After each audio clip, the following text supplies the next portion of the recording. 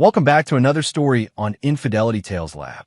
Before we begin, tell us, where in the world are you watching from? Now, let's dive into today's story. Chapter 1. The Foundation Cracks. Vincent Birch adjusted his tie in the rearview mirror of his black Ford F-150, taking a deep breath before stepping onto the manicured driveway of what used to be his home. The two-story colonial in Riverside Heights still looked immaculate, better than when he'd lived there, actually. Fresh paint, new landscaping, a BMW X5 parked where his truck once sat. 3 years. 3 years since the divorce that had torn his world apart, and he still felt the familiar knot in his stomach every time he came to pick up Melanie for their weekend visits. But today was different. Today was his daughter's 16th birthday, and Brenda had insisted on a family celebration, meaning her new husband Corey would be playing dad while Vincent stood awkwardly on the sidelines. Vincent had built his construction company, Birch Builders, from nothing. Starting with just a pickup truck and a toolbox at 22, he'd grown it into one of Denver's most respected residential contractors. 16-hour days, missed dinners, weekend projects. Also, Brenda could have the house she wanted, the lifestyle she craved. But apparently, that wasn't enough. She needed something more exciting than a man who came home with dirt under his fingernails. The front door opened before he could knock. Corey Gonzalez stood there in his crisp polo shirt and khakis, all white teeth, and rehearsed charm. At 38, he was younger than Vincent's 42, with the soft look of someone who'd never done real work. He sold insurance, risk management solutions. He'd corrected Vincent once with that patronizing smile. "Vince." "Right on time," Corey said, extending his hand with corporate enthusiasm. "Come on in, birthday girl's been waiting." Vincent accepted the handshake briefly, noting how Corey's palm felt like a baby's compared to his own callous grip.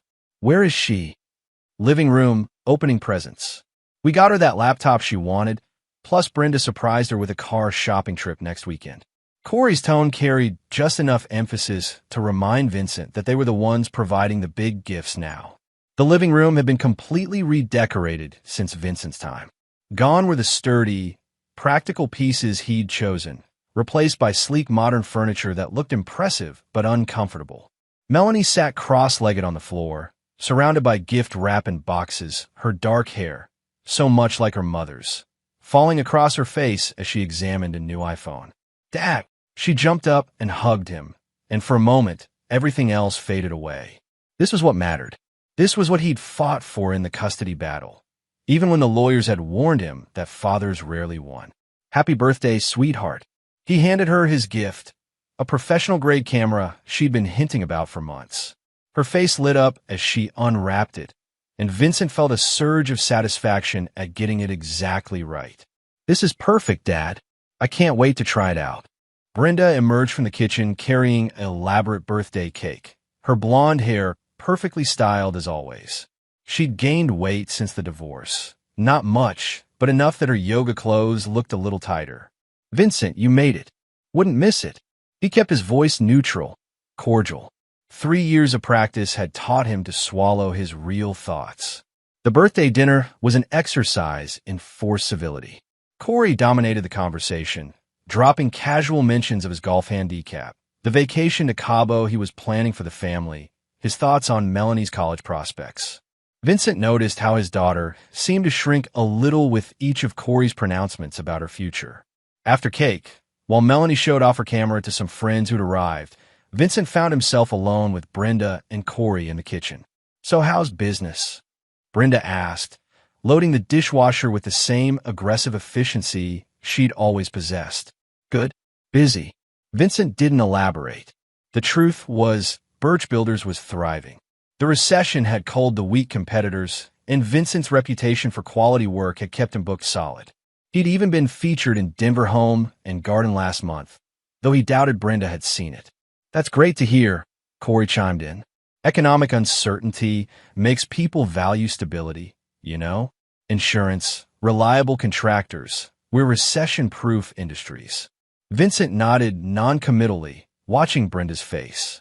Something flickered in her expression, a calculation he recognized from their marriage. She was building up to something. "Actually," Brenda said, straightening up from the dishwasher. We wanted to talk to you about Melanie's future. College planning, you know. She's got 2 more years of high school. Time flies, Corey said. And college costs. Well, let's just say my insurance background has taught me the importance of planning ahead. What are you getting at? Brenda exchanged a look with her husband. We think it might be time to discuss increasing your support payments. Everything's more expensive now, and with college coming. Vincent felt something cold settle in his chest. I pay exactly what the court ordered. Every month on time. We know, Brenda said quickly, and we appreciate that. But the court order is 3 years old. Melanie's needs have grown. Maybe we could work something out informally, Corey suggested, his tone carefully reasonable. Business owner to business owner. I'm sure you understand the benefits of keeping things amicable. Vincent studied them both, noting the rehearsed quality of their pitch. They'd planned this ambush for his daughter's birthday, knowing he'd want to avoid seeing. The calculation of it, the manipulation, stirred something dark in his chest. I'll think about it, he said finally. Later, as he hugged Melanie goodbye, she whispered in his ear, "Thank for the camera, Dad. And thank for not fighting with them. I know they can be a lot." Driving home to his modest apartment across town, Vincent reflected on how his life had been dissected and redistributed. The house, the lifestyle, the comfortable routines, all handed over to Corey Gonzalez like a prize. But Melanie still loved him. She still chose to spend her weekends with him, even though his place had a fold-out couch instead of a guest room suite. He'd built something real with his hands, his sweat, his years of sacrifice. And he'd be damned if he'd let a smooth-talking insurance salesman convince him he owed them more than he'd already given. What Vincent didn't know yet was that this conversation would be the first thread in unraveling a deception that ran much deeper than anyone suspected. Chapter 2. Uncomfortable Truths. Vincent's phone buzzed during his morning coffee 2 weeks later. A text from Melanie. "Dad, can we talk? It's important." He called immediately. "What's wrong, sweetheart?" "Nothing's wrong exactly. It's just, Mom and Corey are being weird about money stuff. They keep having these hush conversations and looking at me funny when they think I'm not paying attention." Vincent set down his mug, instantly alert. "What kind of conversations?" "I don't know. Something about payments and handling the situation. Corey keeps saying things like, 'We need to be strategic.' It gives me the creeps." "Are you okay? Do you need me to come get you?" "No, I'm fine. But Dad, there's something else. Something I've been wondering about for a while." Vincent waited, sensing this was bigger than teenage drama. "All my friends' parents who are divorced, their dads pay child support, right? Like the kids know about it. Sometimes they even complain about having to remind their moms to buy stuff because the support money got spent on other things." Vincent's pulse quickened. "What are you asking, Mel? I've never seen any money from you. Like, Mom never says your dad sent this, or we can afford this because of your dad's support or anything.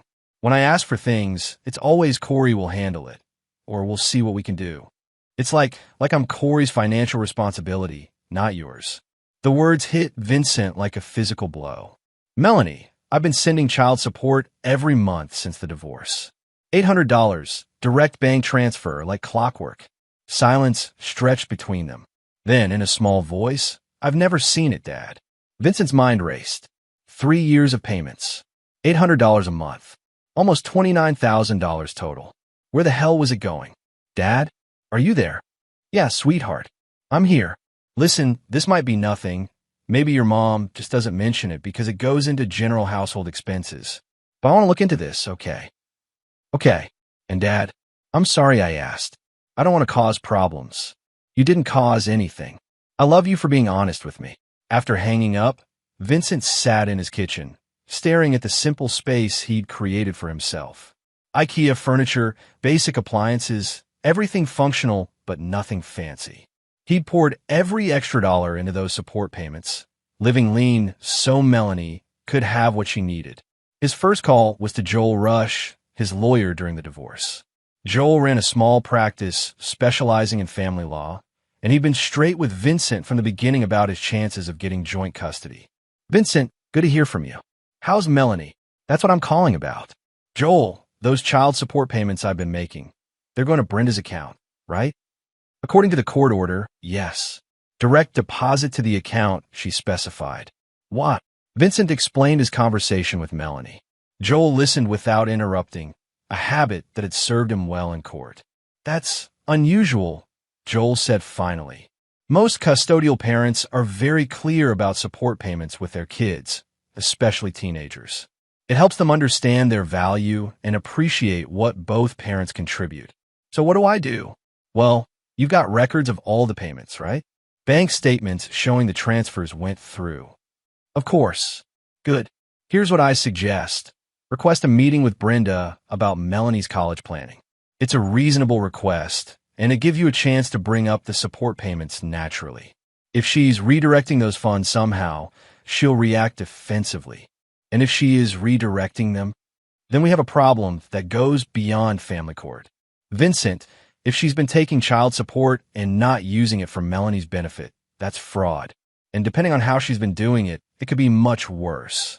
That afternoon, Vincent drove to his bank and requested printouts of every transfer to Brenda's account. The teller, a friendly middle-aged woman named Bernice Potts, had handled his business account for years. Everything going okay, Mr. Birch? She asked, noting the serious expression on his face. Just need to verify some records, Bernice. Divorce stuff. I'm sorry to hear that. These situations can get so complicated. She handed him the thick stack of printouts. You know, if you ever need to verify that funds are reaching their intended purpose, we offer account monitoring services. Some divorced parents find it helpful. Vincent looked up sharply. What kind of monitoring? Well, if both parties agree, we can provide spending reports on accounts that receive support payments. It helps ensure the money is being used appropriately. She lowered her voice conspiratorially. Between you and me, we've seen situations where support payments were diverted. It's more common than you'd think. What do you mean, diverted? All sorts of things. Sometimes it's innocent, mixed up account numbers, that sort of thing. But sometimes, she glanced around the nearly empty bank. Sometimes it's deliberate. Custodial parent sets up the support to go to a different account, maybe one their new partner controls, or they take the money and claim it never arrived. Vincent felt something cold creep up his spine. How would I find out if something like that was happening? You'd need a forensic accountant, and probably a good lawyer. That evening, Vincent spread the bank records across his kitchen table. Every payment was there, clear as day. $800, same date every month, transferred to account number ending in 7742. He never questioned it. Brenda had provided the account information during the divorce proceedings, and Joel's office had verified it. But now he was wondering, whose account was it? Really? His phone rang. Brenda's number. Vincent, I think we need to talk. Melanie mentioned she spoke with you today about some financial concerns. She did. Well, I want to clear the air. Could you come by tomorrow evening? After Melanie's at her friend's house for their group project. Say, 7 o'clock. Vincent's instincts prickled. Brenda had never requested a private meeting before. Everything had been handled through lawyers or brief conversations during custody exchanges. What did you want to discuss? Oh, just some misunderstandings. You know how teenagers can be. They hear part of a conversation and imagine all sorts of drama. Her laugh sounded forced. Plus, Corey and I have been talking about that college planning we mentioned. We might have a proposal that benefits everyone. I'll be there. Wonderful. And Vincent, maybe don't mention this meeting to Melanie just yet. You know how she worries about us getting along. After hanging up, Vincent stared at the phone. In 16 years of marriage, he learned to read Brenda's moods and motivations. This wasn't about clearing the air or college planning. This was about damage control. He called Joel Rush at home. I need that forensic accountant. Tonight. Chapter 3. The Web Unravels. The forensic accountant's name was Eugene Hooper, and he looked exactly like what Central Casting would order for a financial investigator. Thin, precise, with wire-rimmed glasses and the pallor of someone who spent his life examining spreadsheets under fluorescent lights. But Joel swore by him, and by 10 the next morning, Eugene was sitting in Vincent's apartment kitchen, laptop open, surrounded by bank statements and legal documents. This is interesting, Eugene murmured, fingers flying over his keyboard. Your payments are going to an account that was opened 2 days after your divorce was finalized. Joint account, Brenda Birch and Corey Gonzalez. Vincent leaned forward. But they weren't married then. Corey wasn't even in the picture yet, officially. Officially being the operative word. Eugene adjusted his glasses. Vincent, I've been doing this for 12 years. I've seen every variation of financial infidelity you can imagine. What you've described, child support payments disappearing, the custodial parent claiming ignorance, it's a classic pattern. Meaning what? Meaning Brenda and Corey have been planning this longer than you think. Let me run some more searches. Eugene's fingers danced across the keyboard with surgical precision. Vincent watched, fascinated and horrified, as his life was reduced to data points and transaction histories. Here we go, Eugene said after 20 minutes. Corey Gonzalez has been quite busy. He opened a business account 6 months before your divorce was final. Mountain View Risk Solutions, that's his insurance agency. But look at this. He turned the laptop screen toward Vincent. Highlighted in yellow were regular deposits into Corey's business account. $800 a month, dating back to Vincent's first support payment. Son of a bitch, Vincent breathed. He's been stealing my child support. It gets worse. Eugene clicked to another screen. These deposits correspond exactly with payments to a high-end apartment complex in Cherry Hills. Luxury place, 2-bedroom units rent for about $3,000 a month. Vincent's mind reeled. What apartment? According to the lease records I can access, Corey's been maintaining a second residence. The payments suggest it's not just an office, utilities, cable, even a maid service. This is a full-time setup. Who lives there? Eugene's expression grew grim. That's where I need a private investigator to confirm. But Vincent, based on what I'm seeing here, this isn't just financial fraud. Your child support is funding what appears to be an affair apartment. Vincent stood up, paced to the window, stared out at the construction site across the street where he'd be working later. His hands clenched and unclenched unconsciously. How long do you think this has been going on? Based on the patterns? I'd say Corey and Brenda were involved before your divorce. The timing of account openings, the coordination required, this took planning. The pieces clicked into place with sickening clarity. Brenda's sudden dissatisfaction with their marriage.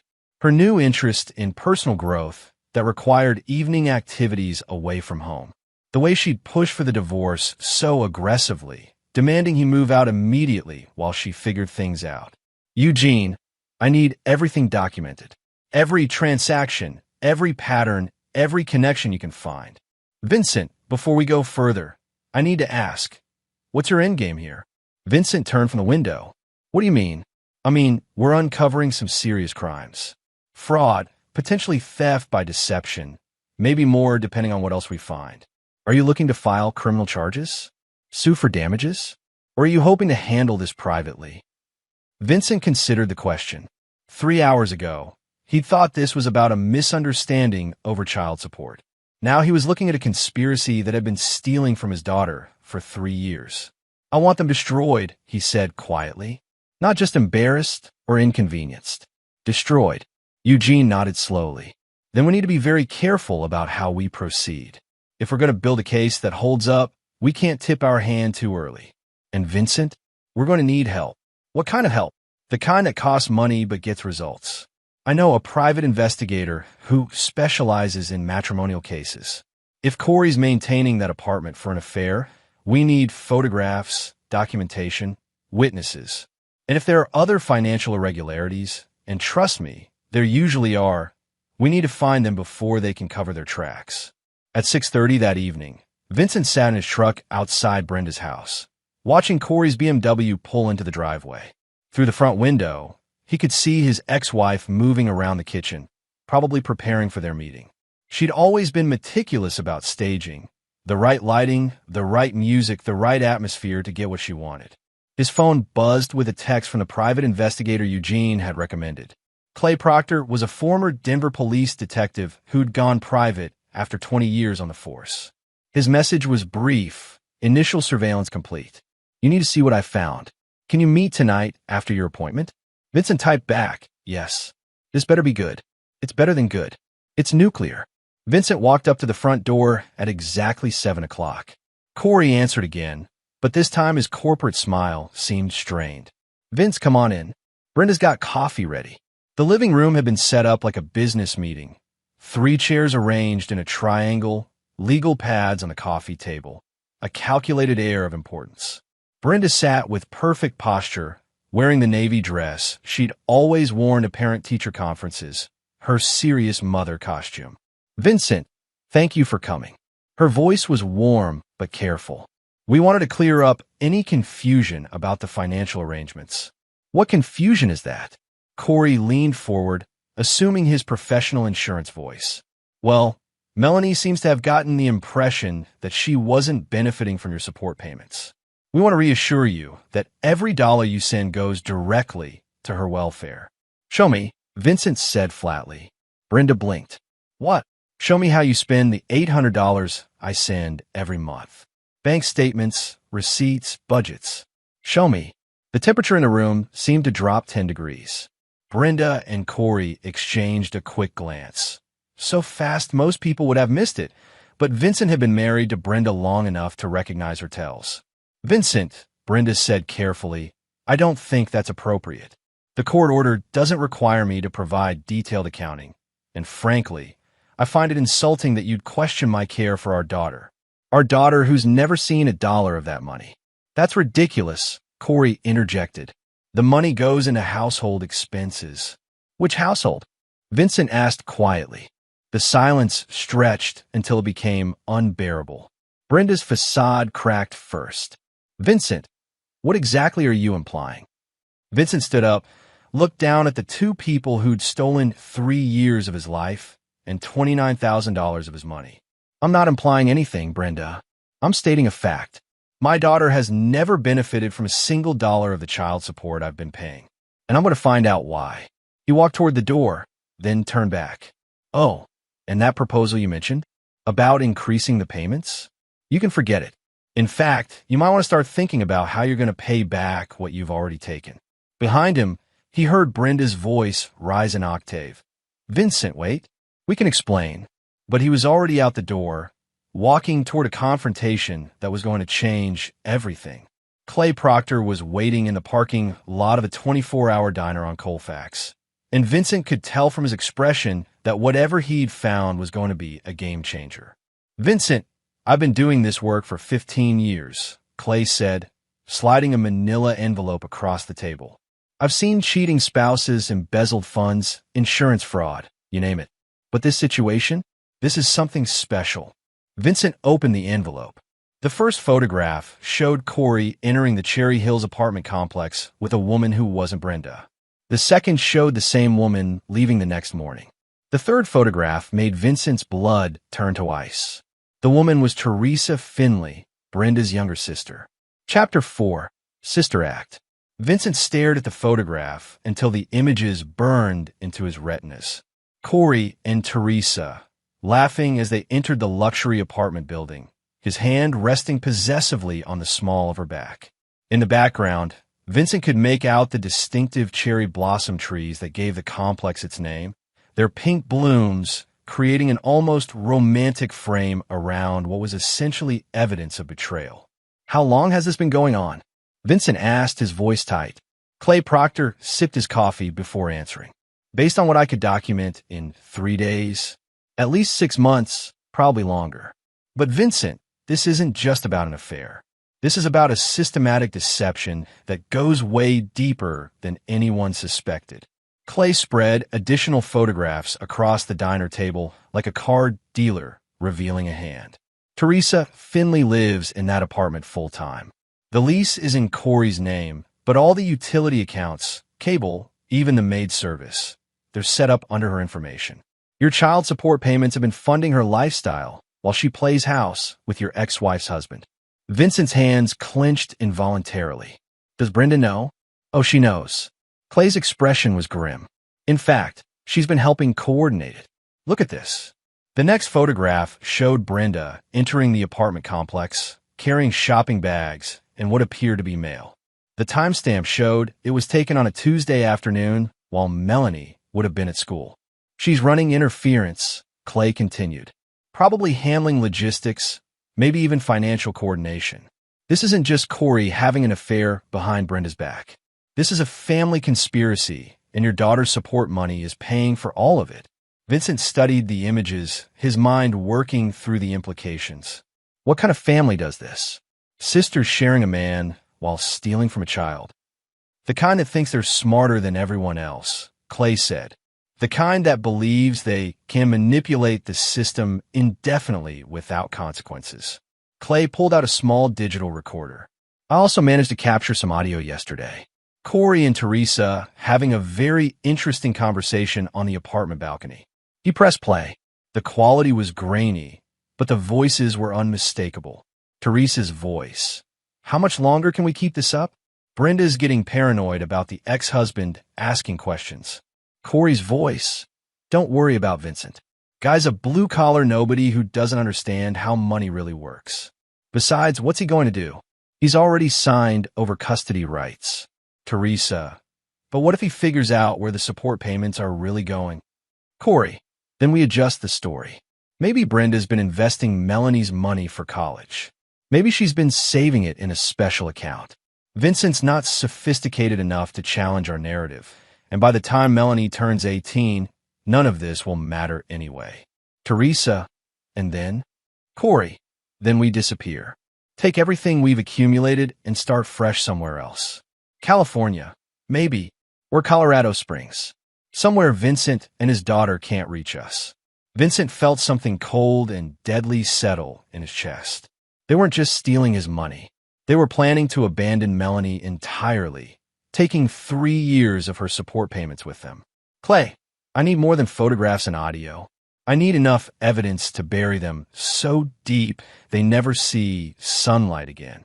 Clay leaned back in his booth, studying Vincent's face. You're talking about going to war. These people have been planning this for years. They've got resources, they've got connections, and they've been very careful about covering their tracks. What do they have that I don't? Money, for one thing. Your money, technically, plus whatever Corey's been skimming from his insurance business. And they've got something else. They think you're just a working-class contractor who doesn't have the sophistication to fight back. Vincent smiled, and it wasn't a pleasant expression. Then they don't know me very well. What do you mean? Clay, I didn't build my business by being naive about people or money. I've dealt with contractors who tried to scam me, suppliers who attempted to defraud me, even employees who thought they could steal from me. I've learned that the best defense against people who think they're smarter than you is to let them keep thinking that while you build your case. Clay nodded slowly. So what's your play? We give them exactly what they expect. A confused, frustrated ex-husband who doesn't understand what's happening.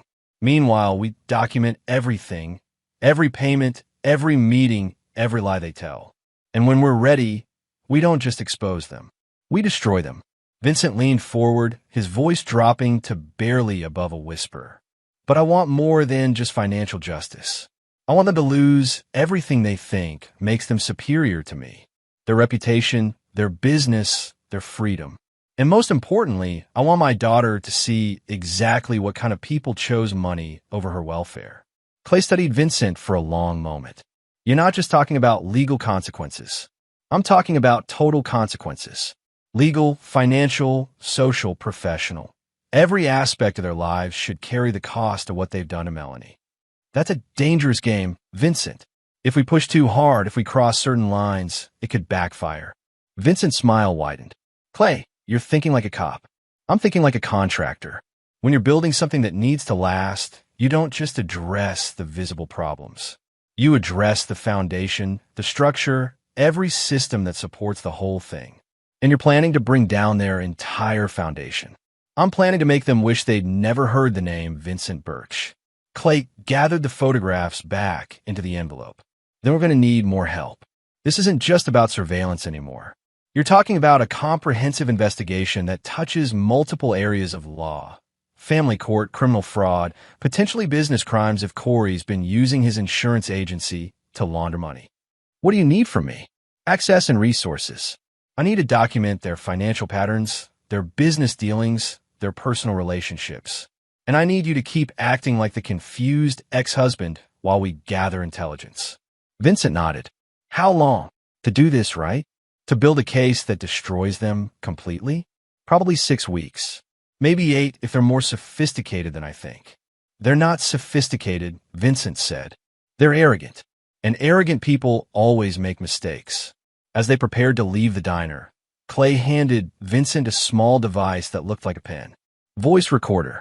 If you can get them talking about their plans, their financial arrangements, anything that confirms what we already suspect, it could be the final piece we need. Vincent pocketed the recorder. Clay, what happened to Teresa's husband? I remember Brenda mentioning she was married. Clay's expression darkened. Divorced last year. Messy situation. He claimed she'd been having an affair and hiding assets. Court didn't believe him because he couldn't provide sufficient evidence. Let me guess. Corey provided character references for Teresa during her divorce proceedings. Better. Corey testified as an expert witness about her financial situation. Helped her get a very favorable settlement. Vincent felt the final pieces clicking into place. So this has been going on for at least 2 years. Long enough for them to perfect their system. Long enough for them to get comfortable. Comfortable people make bigger mistakes.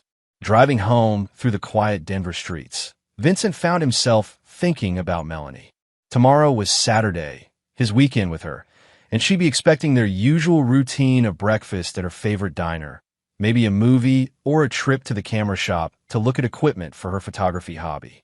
But everything had changed now. He wasn't just her father anymore. He was her protector, her advocate, the one person standing between her and the people who saw her as nothing more than a source of income. His phone buzzed with a text from Melanie.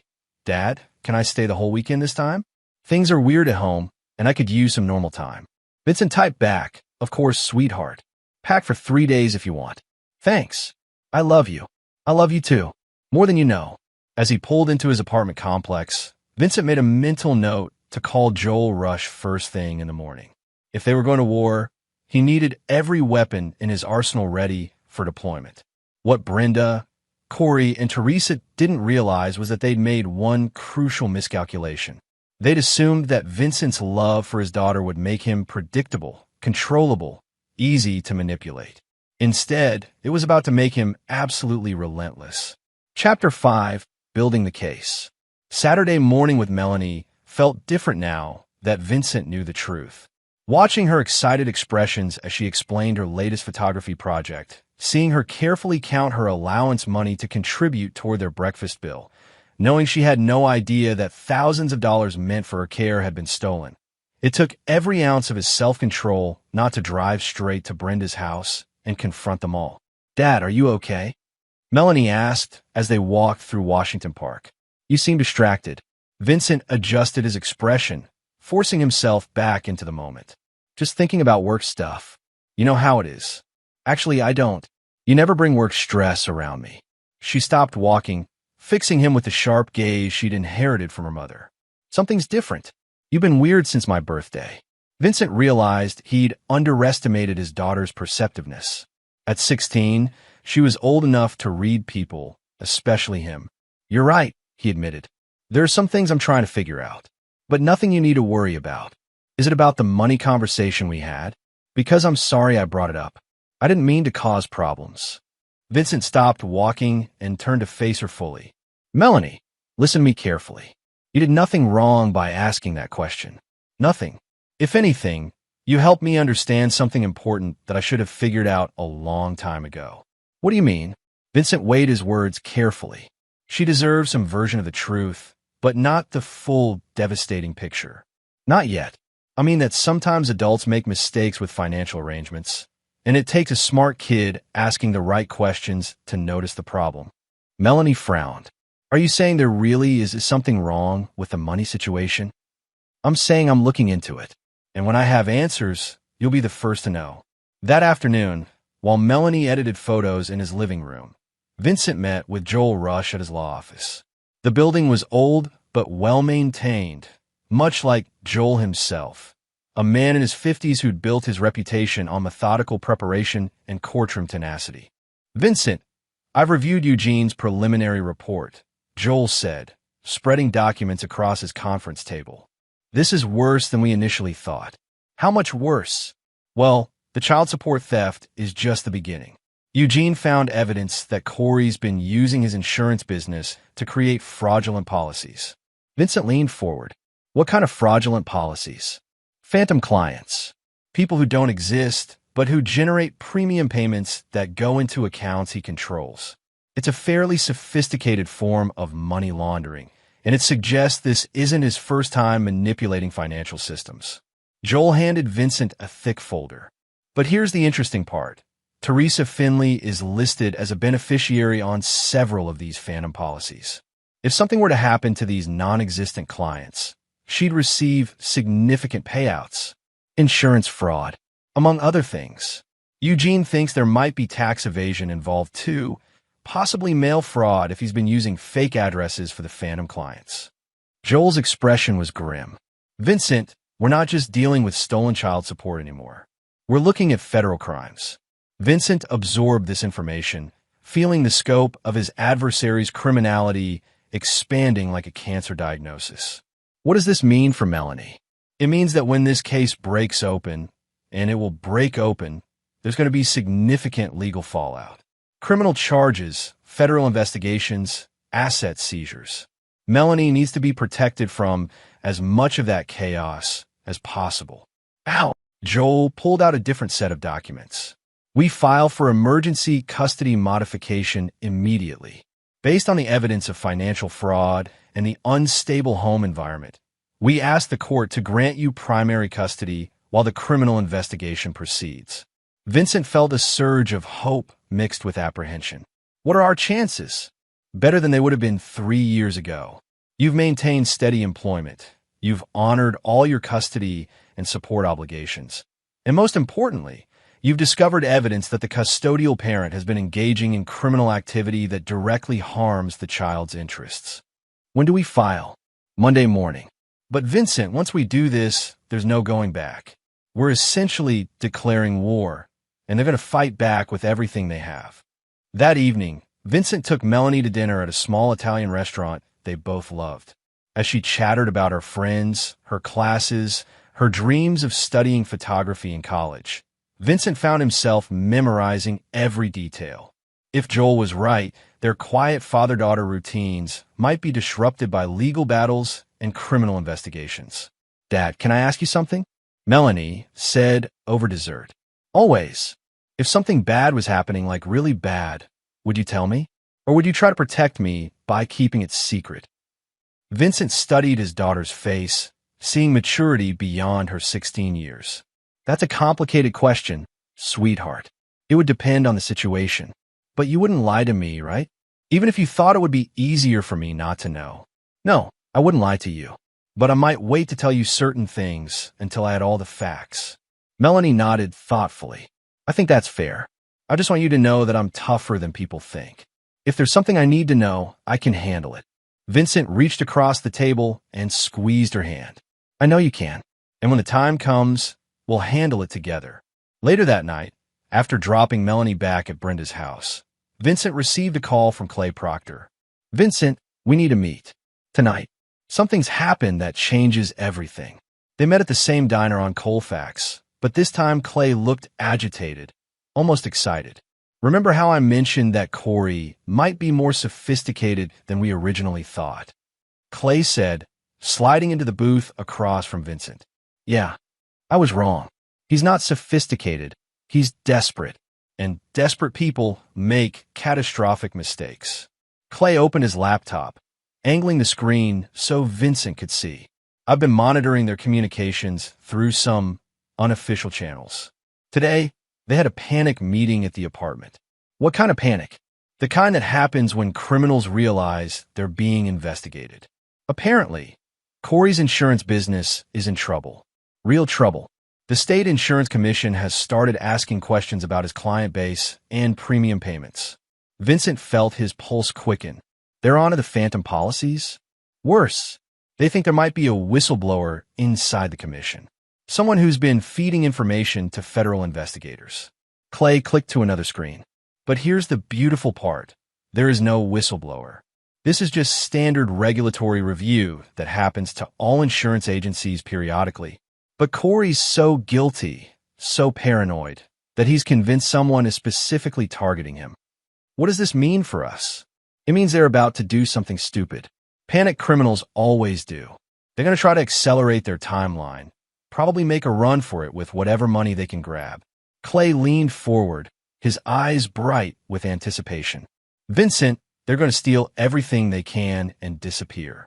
And when they do, we're going to be ready to document every illegal action, every violation of custody orders, every dollar they try to take.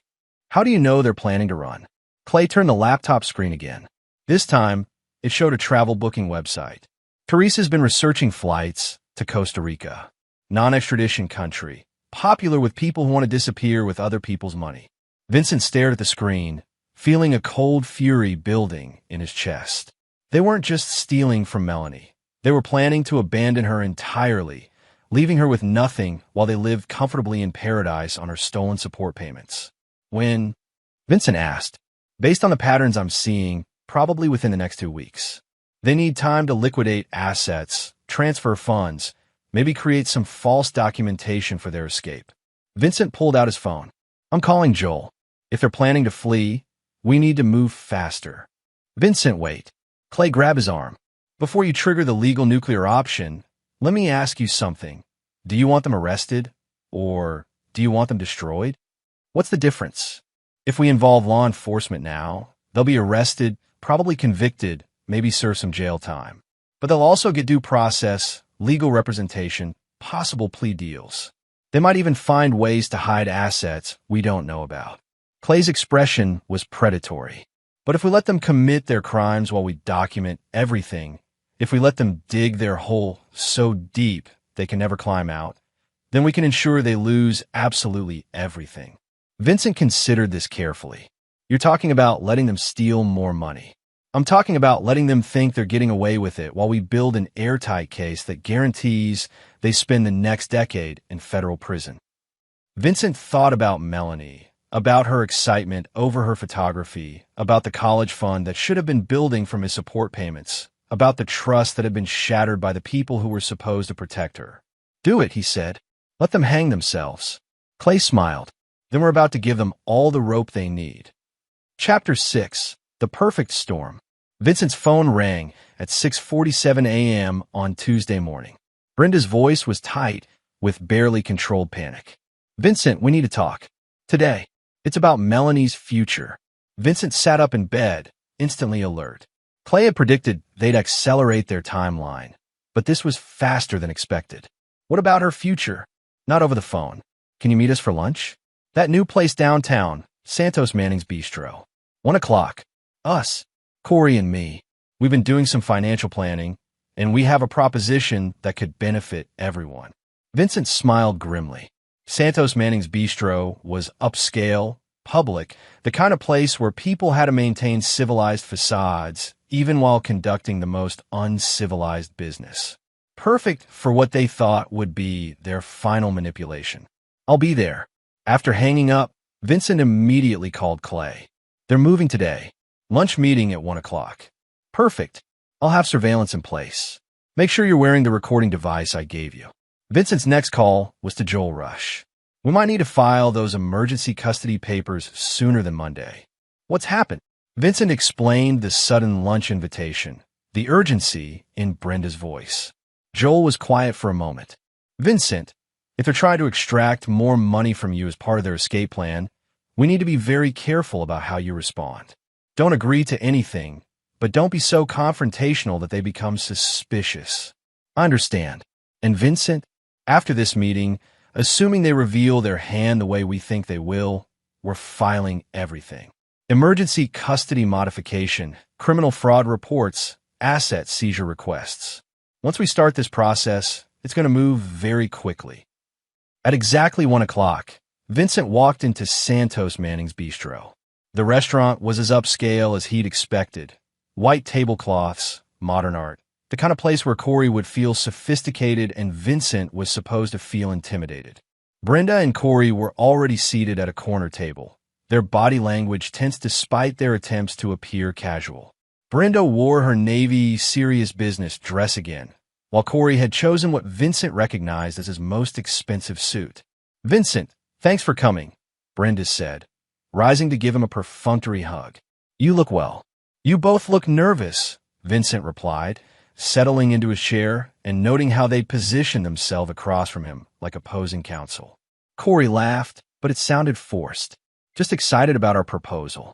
We think you're going to be very interested. A server approached, and they went through the ritual of ordering. Vincent chose the most expensive item on the menu. If they were buying lunch to soften him up for their con, he might as well make it costly. So, Vincent said once the server left, "What's this about Melanie's future?" Brenda and Corey exchanged a quick glance, the same tell Vincent had learned to recognize during their previous meeting. "Well," Brenda began, "we've been giving a lot of thought to college planning, and we realize that the current financial arrangements might not be sufficient for the kind of education we want Melanie to have." "What kind of education is that?" Corey leaned forward, assuming his professional insurance voice. "The kind that opens doors. Elite universities, study abroad opportunities, maybe graduate school. The kind of education that requires substantial financial investment." Vincent kept his expression neutral. "How substantial?" "We're thinking about a comprehensive prepayment of college expenses," Brenda said carefully. "A lump sum that would cover everything, tuition, room and board, expenses, so Melanie doesn't have to worry about financial aid or student loans." Vincent pretended to consider this. "That sounds expensive." "It would be," Corey agreed. "We're talking about roughly $60,000. But think about what that investment means for Melanie's future." Vincent almost laughed. $60,000. Exactly what they need to disappear comfortably to Costa Rica while covering their tracks. They weren't even trying to be subtle. "Where would this money come from?" "Well," Brenda said, "we were hoping you might consider liquidating some assets. Your business has been doing well, right? Maybe you could take out a business loan or sell some equipment." "You want me to mortgage my business to pay for Melanie's college 2 years early?" "Not mortgage," Corey said quickly. "Think of it as an investment restructuring. You'd be converting business assets into educational assets." Vincent leaned back in his chair, studying their faces. "And what would happen to this money? Where would you keep it?" "We've identified an excellent investment vehicle," Corey said smoothly. "High yield, low risk, specifically designed for educational savings. I'd manage it personally through my business." Of course he would. Vincent could practically see the Costa Rican bank account statements in Corey's imagination. "This is a very generous offer," Vincent said carefully, "but I need to see the details. Documentation about this investment vehicle, projected returns, legal guarantees about how the money would be used." Brenda's smile tightened almost imperceptibly. "Vincent, sometimes you have to trust people. This is about our daughter's future." "Exactly. It's about her future, which is why I'd want everything in writing, legally binding, with third-party oversight." Corey's professional facade began to crack. "Vincent, we're trying to do something good here. Something that benefits everyone, especially Melanie. But if you're going to approach this like a hostile business negotiation..." "I'm approaching this like a father protecting his daughter's interests," Vincent said quietly. "If this investment is as good as you say, you shouldn't have any problem with documentation and oversight." The temperature at the table dropped noticeably. Vincent could see them realizing that their carefully crafted manipulation wasn't working the way they'd expected. "Maybe we should think about this more," Brenda said, her voice strained. "Take some time to put together the documentation you're requesting." "That's probably wise," Vincent agreed. "In the meantime, I'll have my accountant review my business finances to see what might be possible." As they prepared to leave, Vincent made one final play. "Brenda, can I ask you something? When you deposit my monthly support payments, what account do you use?" Brenda froze with her purse halfway to her shoulder. "What?" "The $800 I send every month. I'm updating my records for tax purposes." "What account does it go into?" The silence stretched for several heartbeats. Vincent could see Corey's jaw working as he tried to formulate an answer that wouldn't expose their scheme. "It goes into our general household account," Brenda said finally. "Joint account for family expenses." "And the account number?" I don't memorize account numbers, Vincent." "Who does that?" Vincent smiled and stood up. "Well, when you put together that investment documentation, maybe you could include the account information too. For my records." Walking out of the restaurant, Vincent felt the recording device in his pocket like a physical weight. They'd handed him everything he needed. The explicit request for a large cash payment, the vague promises about investment vehicles, the obvious lies about account information. His phone buzzed as he reached his truck. A text from Clay. Got everything on video and audio. They looked like they wanted to kill you by the end. Vincent typed back. How long before they run? Based on their body language when they left? 48 hours, maybe less. They know you didn't buy their story. That evening, Vincent sat in Joel's office as they listened to the restaurant recording and reviewed Clay's surveillance footage. This is perfect, Joel said, shaking his head in amazement. They've essentially confessed to fraud, attempted to solicit money under false pretenses, and lied about the child support deposits. Plus, we have evidence they're planning to flee the jurisdiction. What's our next move? We file everything tomorrow morning.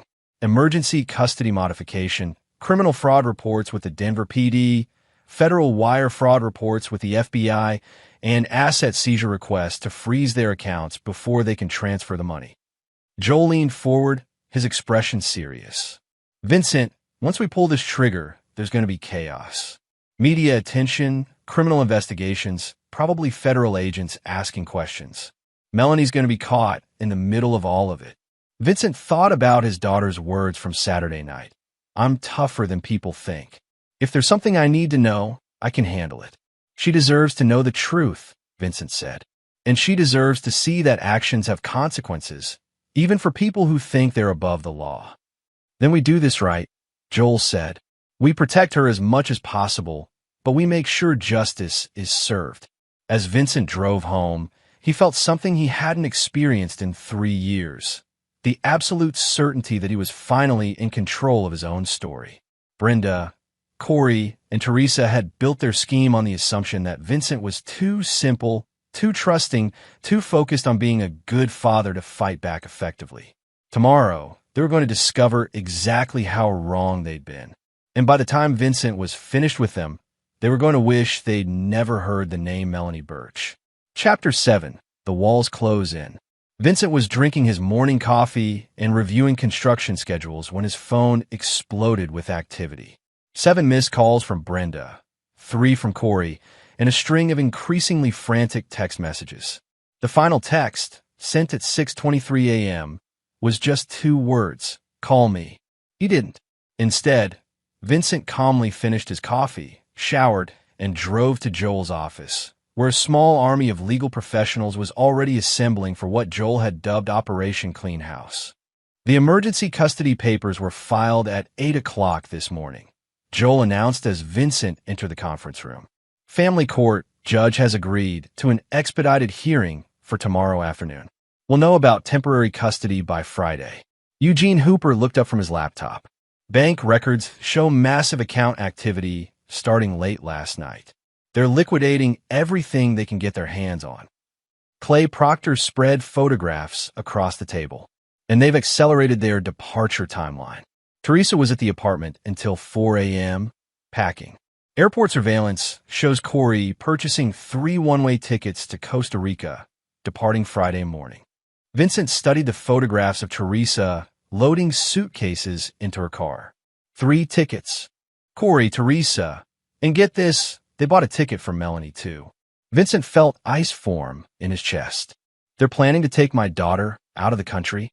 Joel nodded grimly, which transforms this from financial fraud into international kidnapping. That's why we've also filed federal charges this morning. FBI should be executing search warrants within the next few hours. As if summoned by his words, Vincent's phone rang. Brenda's number again. Answer it, Joel advised. But put on speaker. We need to document whatever they're planning. Vincent accepted the call.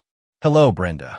Corey Gonzalez, Brenda Birch, you're under arrest for wire fraud, mail fraud, and conspiracy to commit child endangerment. Agent Manning announced, producing handcuffs with practiced efficiency. Brenda's face went white. There's been a mistake. We haven't done anything wrong. Ma'am, you have the right to remain silent. Vincent watched his ex-wife and her husband being read their rights in the living room he'd once helped paint. There was something surreal about seeing federal agents in the space where he'd celebrated Christmas mornings and birthday parties, But there was also something deeply satisfying about watching Corey's corporate confidence crumble completely. Dad! Melanie's voice came from the top of the stairs, small and confused. Vincent looked up to see his daughter standing on the landing, taking in the scene with wide eyes. FBI agents searching through boxes, her mother in handcuffs, Corey being led toward a black SUV. Come down, sweetheart. We need to talk. Melanie descended slowly, her gaze moving from the agents to the evidence bags they were filling to Vincent's face. Dad, what's happening? Agent Manning approached them. Mr. Birch, we'll need to interview your daughter as part of our investigation, but it can wait until tomorrow. Right now, she needs to process what's happening. Vincent nodded gratefully. Melanie, why don't you pack a bag? You're going to stay with me for a while. How long is a while? Vincent looked toward the front door, where Brenda was being helped into an FBI vehicle. I don't know yet, but we'll figure it out together. An hour later, Vincent and Melanie sat in his apartment kitchen while she stared at the evidence Eugene Hooper had assembled. Bank statements showing the diverted child support, photographs of Corey and Teresa at the apartment, documented proof of the phantom insurance policies. They stole from me, Melanie said finally, her voice flat with shock. Yes. For 3 years. Yes. And they were planning to take me to Costa Rica so they could disappear with the money. Vincent reached across the table and took her hands. Sweetheart, I know this is overwhelming.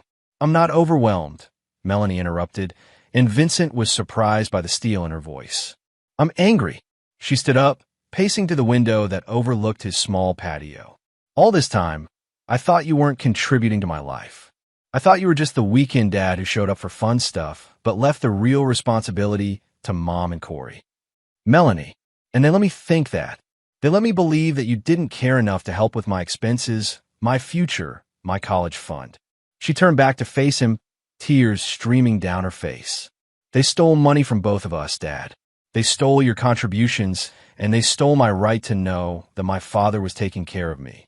Vincent felt his own eyes burning. In all his planning for revenge, all his focus on destroying Brenda and Corey's lives, he hadn't fully considered what this betrayal would mean to Melanie herself. I'm so sorry, sweetheart. I should have figured this out sooner. How? They've been lying to everyone for years. Even their own lawyers probably don't know the full extent of what they've done. Melanie wiped her eyes, her jaw set with determination. Dad, I want them to pay for this. Really pay. They will. The FBI has enough evidence to put them in prison for a long time. What about Teresa? Vincent had been dreading this question. She's been arrested too. She was part of the conspiracy. Melanie absorbed this information with the same grim acceptance she'd shown throughout the afternoon. At 16, she was displaying more emotional resilience than many adults Vincent knew. So what happens now? Well, there's going to be a custody hearing tomorrow. The judge will probably grant me primary custody while your mother is dealing with her legal issues. And then we build a new life. A better one. An honest one.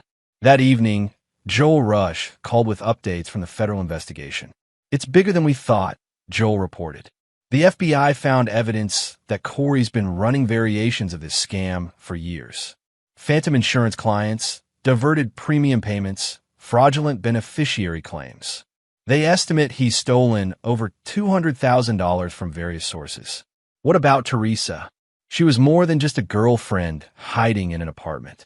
She was actively helping him create false identities for the phantom clients. Turns out she has some background in document forgery. She was arrested for creating fake IDs in college, but the charges were dropped on a technicality. Vincent felt a grim satisfaction at learning that his instincts about their criminal sophistication had been correct. And Brenda? That's where it gets interesting. The FBI thinks she might have been a victim initially, that Corey seduced her as part of a long-term plan to access your support payments and divorce settlement information. But she became a willing participant once she realized how much money was involved. So she chose the money over protecting Melanie. That's what it looks like. Vincent, there's something else. The Costa Rica tickets? They were one way for all three of them. But they also found evidence that Corey and Teresa had been planning to abandon Brenda once they reached Costa Rica. She would have been left holding the bag for all the financial crimes while they disappeared with the money. Vincent shook his head. Even their partnerships were built on betrayal. The good news is that your custody hearing tomorrow is going to be a formality. With Brenda facing federal charges and likely prison time, the court has no choice but to grant you primary custody. Melanie will be with you for the foreseeable future. After hanging up, Vincent found his daughter in his small living room, working on her laptop with a professional camera beside her. "What are you working on?" "A photo essay about truth," she said without looking up. "About how lies create shadows that distort everything around them. But truth is like sunlight. It eventually exposes everything." Vincent sat down beside her, looking at the images on her screen. She'd captured the FBI agent shadows on the living room wall, the evidence bags being carried in his sunlight, even a shot of Brenda's face as she realized her world was collapsing. "These are incredible, Mel. I want to submit them for the state high school photography competition. The theme this year is justice." Vincent put his arm around his daughter, marveling at her strength and resilience. "I think you've got a winner. Dad, can I ask you something?" "Always.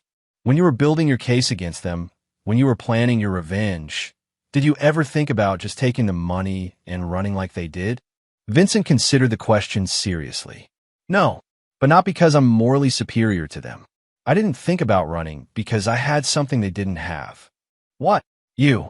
I had a daughter who deserved better than a father who solved problems by running away from them." Melanie leaned against his shoulder. "I'm glad you stayed and fought." "Me too, sweetheart. Me too." As they sat together in the quiet of Vincent's modest apartment, surrounded by evidence of a life built on honest work and genuine love, Vincent realized that his revenge had been more complete than he'd ever imagined. He hadn't just destroyed his enemies financially and legally. He'd proven that character and persistence could triumph over manipulation and greed. He'd shown his daughter that her father was someone who would fight for her, protect her, and never stop loving her. And most importantly, he'd given Melanie a foundation of truth she could build the rest of her life on. The final chapter of their story was just beginning. Chapter 9, New Foundations. 6 months later, Vincent stood in the corridor outside the federal courthouse, watching through the windows as reporters gathered on the steps below. Today was sentencing day for Brenda, Corey, and Teresa, and the media attention had been intense throughout the trial. "You ready for this?" Joel asked, adjusting his tie. Vincent nodded. "We've waited long enough." Melanie emerged from the restroom, wearing the navy dress she'd chosen specifically for today, a mature, serious outfit that reflected how much she'd grown during the legal proceedings. At 16 going on 17, she'd become the star witness whose testimony had sealed the prosecution's case. "How do you feel, sweetheart?" "Like we're finally going to close this chapter," she said. "And I'm ready for what comes next." Inside the courtroom, Vincent watched as his former adversaries were brought in wearing orange jumpsuits and handcuffs.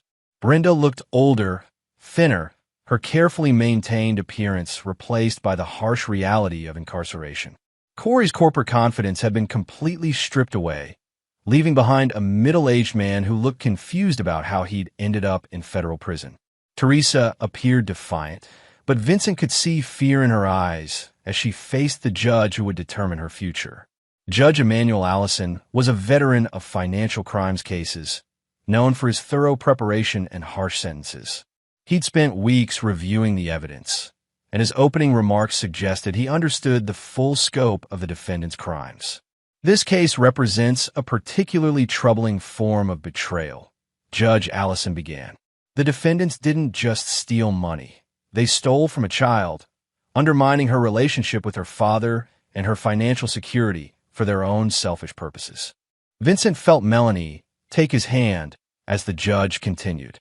"Mr. Gonzalez, your crimes demonstrate a pattern of sophisticated fraud spanning several years.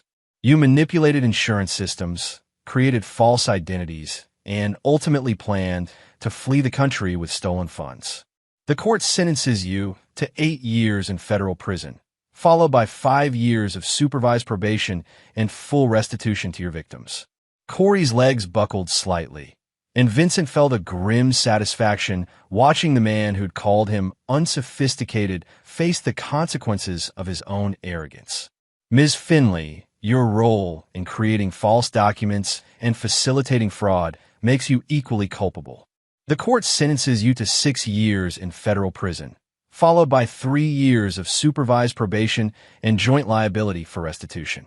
Teresa's defiant mask finally cracked, and Vincent saw her mouth something that looked like a plea to her sister. Mrs. Birch, your case is perhaps the most troubling. As a mother, you had a fundamental obligation to protect your child's interests. Instead, you chose to participate in stealing from her college fund and undermining her relationship with her father.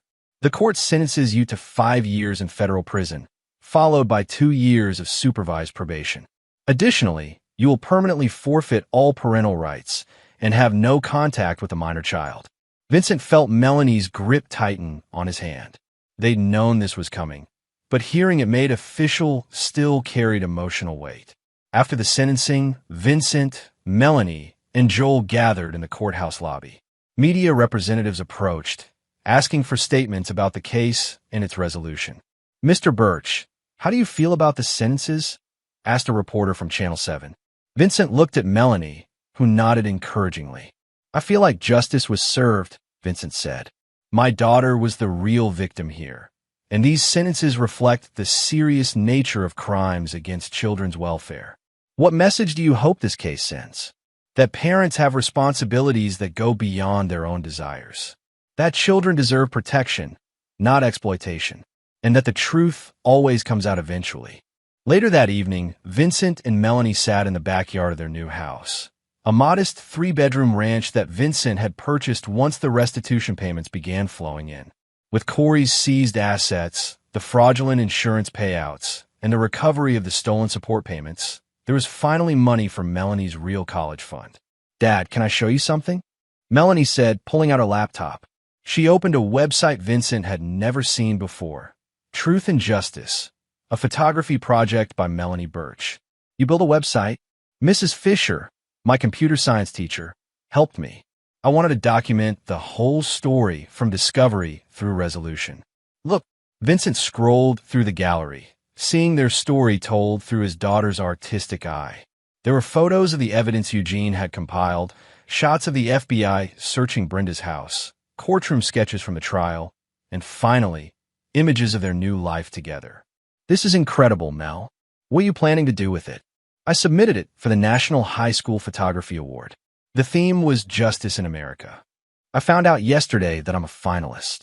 Vincent felt pride surge through his chest. That's amazing. Why didn't you tell me sooner? I wanted to wait until after today, until we knew it was really over. She closed the laptop and looked at him seriously. Dad, I've been thinking about what I want to study in college. Oh, I want to major in journalism with a focus on investigative reporting. I want to tell stories about people who think they can get away with hurting others. Vincent studied his daughter's determined expression, seeing maturity and purpose that hadn't been there a year ago. That's a challenging field, sweetheart. Are you sure? I'm sure. This experience taught me something important. The truth doesn't always come out on its own. Sometimes it needs help from people who are willing to dig, to ask hard questions, to refuse to be intimidated. And you want to be one of those people. I want to be the kind of person who fights for people like us. People who almost get taken advantage of by criminals who think they're too smart to get caught. Vincent felt something he hadn't experienced since the day Melanie was born. Absolute confidence that his daughter was going to be extraordinary. Then we better start looking at colleges with good journalism programs. As the sun set over their new neighborhood, Vincent reflected on how completely his life had changed. A year ago, he'd been a divorced contractor living in a small apartment, sending support payments to people who despised him and saw him as nothing more than a source of income.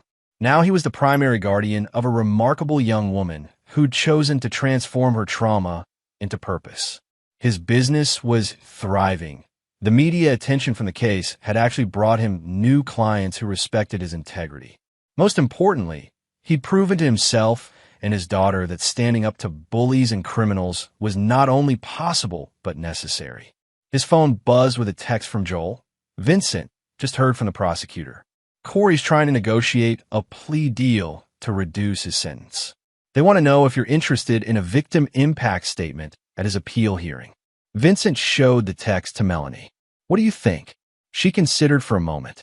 I think we've said everything we need to say.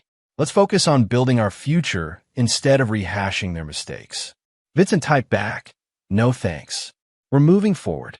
As he sent the message, Vincent realized that this was what victory actually looked like. Not the dramatic confrontations or courtroom revelations, but the quiet satisfaction of building something real and honest with the person who mattered most to him. Dad, Melanie said, breaking into his thoughts. Yeah. Thank you for fighting for me, even when it was hard, even when it meant going to war with people who thought they were smarter than you. Vincent put his arm around his daughter, looking out at the garden they'd planted together, at the life they were building together. Sweetheart, fighting for you was the easiest decision I ever made. And for the first time in years, Vincent Birch felt like the richest man in the world. The end. Epilogue. 2 years later. The acceptance letter from Northwestern University's Medill School of Journalism arrived on a Tuesday morning in March. Melanie burst into Vincent's construction office, waving the envelope with tears streaming down her face. Dad, I got in. Full scholarship. Vincent dropped his blueprints and swept his daughter into a hug that lifted her off the ground. Around them, his crew of carpenters and electricians broke into applause. They'd all been following Melanie's college applications with the interest of proud uncles. I knew you would, Vincent said, his own eyes wet with pride. When do you start? Fall semester. But Dad, there's something else. They want me to spend the summer interning with their investigative reporting program. In Chicago, Vincent felt the familiar mix of pride and protective instinct that had defined his relationship with Melanie since the trial. She was 18 now, ready for the world, but she'd always be his little girl. Chicago's a big city, sweetheart. I know, and I'm ready for it. She pulled back to look at him seriously. You taught me that the truth is worth fighting for, even when it's hard, even when it means going up against people who think they're untouchable. That afternoon, Vincent drove past the house where Brenda and Corey used to live. It had been sold to pay restitution, and a new family had moved in, a young couple with twin boys who played soccer in the same yard where Vincent had once celebrated his daughter's birthday. Life moved on. Justice was served. And sometimes, if you were very lucky and very persistent, the good guys actually won. As Vincent pulled into his driveway, he saw Melanie in the backyard with her camera, photographing the sunset for her ever-growing portfolio. She'd kept her promise about using photography to reveal truth, and her work had won awards at both state and national levels. Hey, Dad, she called out, come look at this shot. Vincent walked over and looked at the image on her camera's display screen. It showed their house at golden hour, warm light spilling from the windows, shadows falling in clean, honest lines across the lawn they'd planted together. What are you going to call this one? Melanie smiled, the same determined expression she'd worn in the federal courthouse 2 years ago. Home. And there you have it. Another story comes to an end. What did you think? I'd love to hear your thoughts in the comments below. If you enjoy this story, consider joining our community by subscribing. It means the world to us. For more stories like this one, check out the recommended videos on screen. And I'll see you there. At our anniversary party, my best friends for a year-old toddler looked at my wife and said, Mommy, can we go home now? The room went silent. My wife turned pale. All the guests turned to stare at me. What I did next made them regret everything. Before we continue, subscribe to Infidelity Tales Lab and let US know where you're listening from in the comments. My name is Rex Lord, and I built my empire from nothing. At 38, I own Lord Construction, the most successful building company in our city. Every skyscraper that touched the clouds, every luxury development that reshaped our skyline, they all bore my mark. But success in business came at a price I was too blind to see. Stella Jones became Stella Lord 6 years ago, and I thought I'd won the lottery. She was 28 then, stunning with her auburn hair and emerald eyes, working as an interior designer for high-end clients. We met when she was hired to design the penthouse of one of my developments. I was smitten from day one. You have exquisite taste, Mr. Lord, she had said, running her fingers along the marble countertop I'd specifically imported from Italy. "Call me Rex," I replied, unable to take my eyes off her. "And I hope my taste in women is just as good." She laughed, a sound like wind chimes that made my chest tighten. Within 3 months, I proposed. Within 6, we were married in a ceremony that cost more than most people's houses. I spared no expense because I thought she was worth it. Patrick Bradley had been my best friend since college. We'd started our careers together, him in finance, me in construction. When I needed capital for my first major project, Patrick helped me secure the loans. When he needed connections for his investment firm, I provided them. We were brothers in everything but blood. Patrick married Dawn Sweeney 2 years after I married Stella. Dawn was quiet, reserved, almost the opposite of Stella's vibrant personality. They had a daughter, Cara, who was now 4 years old and the apple of her father's eye. Our social circle was tight-knit. Every weekend brought gatherings, dinner parties, or family barbecues. Stella and Patrick always seemed to get along well, bonding over their shared love of fine wine and cultural events. I was happy my wife and best friend enjoyed each other's company. It made our group dynamic effortless. Looking back, I realized I was so focused on building my business empire that I missed the signs. The late nights Stella claimed were client meetings. The way she and Patrick would whisper together at parties, then separate when I approached. The phone calls that ended abruptly when I entered the room. I trusted them both completely. Trust was my weakness and their weapon. Our 6th anniversary was approaching, and I wanted to celebrate in style. I rented out the entire top floor of the Grandview Hotel, the same place where we'd held our wedding reception. I invited everyone who mattered to us, business associates, friends, family. Nearly 100 people would witness our enduring love. "Are you sure about such a big party?" Stella asked while we planned the event. She seemed nervous, fidgeting with her wedding ring. "Of course," I said, pulling her close. "I want the world to know how lucky I am to have you." She smiled, but it didn't reach her eyes. "Sometimes I think you love me too much, Rex." "Impossible," I replied, kissing her forehead. "There's no such thing as loving you too much." If only I'd known then how prophetic her words would prove to be. The day of our anniversary party, I woke up feeling like a king. The penthouse suite was decorated exactly as Stella had envisioned. Cascading white roses, golden lighting, and elegant table settings that screamed sophistication. I'd hired the best caterers in the city and a string quartet that had played at the governor's daughter's wedding. "You've outdone yourself, darling," Stella said as she finished applying her makeup.